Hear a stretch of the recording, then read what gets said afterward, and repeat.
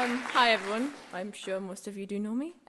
So I want you all to have a look at the picture behind me. What are your thoughts on this picture? Keep those thoughts in mind. Hopefully by the end you'll add to them or change some of them. So if you all don't know, I'm Muslim and I am proud. But after the events that took place in Paris, France on November 13th, there's a lot of negativity in the media about Islam. So in Google, if you go into Google and you type Muslim, Islam or Muslim woman, these are some negative pictures that come up. People think that Muslim women or Muslim girls have no rights or have no freedom, but we do. Look at me, for example. I'm Muslim, I'm a girl, but I don't wear a headscarf. I have the right and freedom to wear one. My mum wants me to wear it, but she's given me the right and freedom of wearing one when I feel comfortable enough. So what is Islam and what do we actually believe in? Islam is a beautiful religion, just like many others. It's a religion of peace and mercy. As a Muslim, I use the word Assalamu alaikum every day of my life. It's a wish for the other person to be blessed with peace. This is what it means to be Muslim. In Islam, we live by the 5 pillars. The first one, worshipping one God. The second one, the commitment of prayer. The third one, fasting in Ramadan.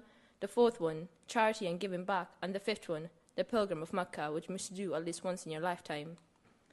In this picture, the small dots are actually people. They are all Muslim. They are there worshipping God.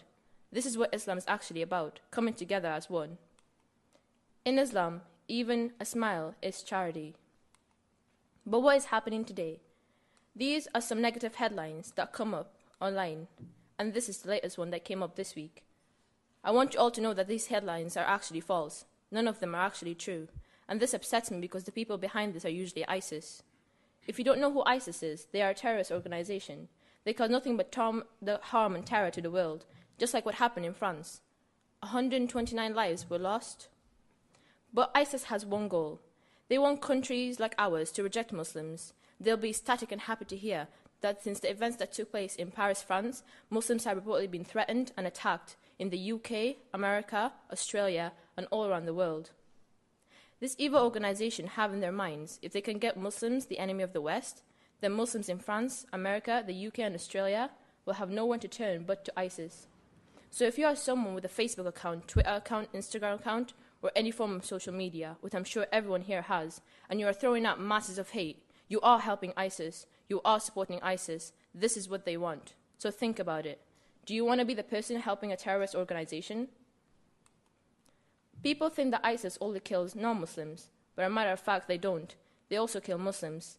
Most of ISIS's victims are Muslims, like what's happening in Syria right now. Therefore, ISIS is not Muslim and is not the face of Islam. In Islam, we believe whoever kills an innocent person is as if they've killed all of humanity. That's why all Muslims stand together against ISIS. Therefore, terrorism has no religion, and terrorism is not the face of Islam. I had people coming to me in school this week and last week telling me because I'm Muslim, I am a terrorist. And this is something I go through every day of my life, and it's become worse since what happened in France.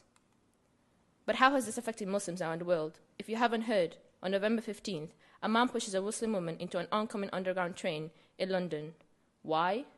Because she was wearing a headscarf and she was a Muslim. Imagine if you're that woman, having to wake up every day and walk out your door knowing you will get attacked and threatened for doing what you believe.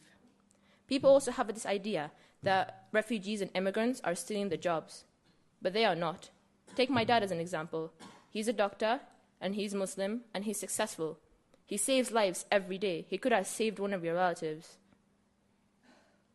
People always think that refugees from Syria, I've seen this on Facebook, close the borders, they are ISIS, they're coming to destroy our country.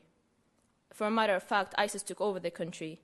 ISIS killed their loved ones. ISIS destroyed their homes. So how would you feel if that was you? Sitting at home, bombs going off, people dying.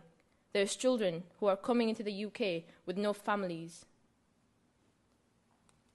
So how would you feel if that was you in my situation? I have a 7-year-old sister. She came home from school last Monday, crying. When I asked why, she said to me, people are blaming me in school for the Paris attacks. She said, I don't want to go back. I have a brother in year 7. He got bullied last week. People are telling him, your religion is killing people. This is something I have to go through every day. People link us to terrorism, but we are not terrorists. They have hijacked our religion and used it against us. I was in Tesco's just last week. I walked in. The guy was like, these are the people we want out of our country.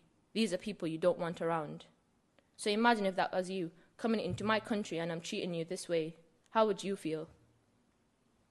So what can we do about it? We can learn about each other's religions and cultures. We can stop making assumptions. We can be fair to one another.